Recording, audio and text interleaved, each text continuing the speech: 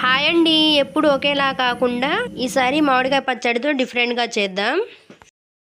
ముందుగా ప్యాన్లో ఆయిల్ వేసి శనగిత్తనాలు బాగా కరకరలాడేలాగా వేయించుకోవాలి.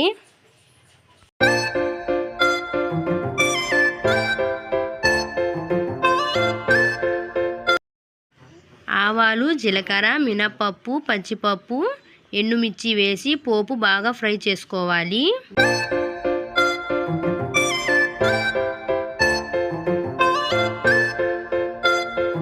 తర్వాత కట్ చేసుకున్న ఉల్లిపాయలు, టొమాటో ముక్కలు వేసి బాగా మగ్గనివ్వాలి.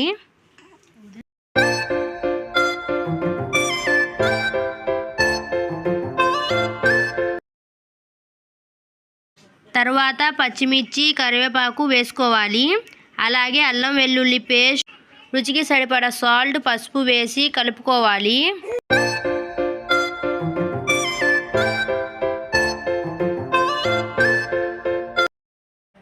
వండి చల్లార్చిన అన్నాన్ని వేసి ఘుమఘుమలాడే మామిడికాయ పచ్చడి వేసుకొని పచ్చడి మొత్తం కలిసేలాగా అన్నాన్ని బాగా కలుపుకోవాలి.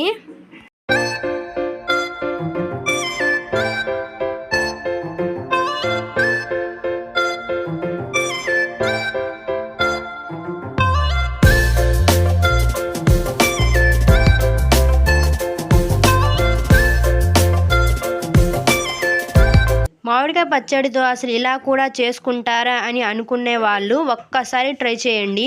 వేడివేడిగా ఉన్నప్పుడే ప్లేట్లోకి సర్వ్ చేసుకొని తింటే అసలు వేరే లెవెల్ అండి.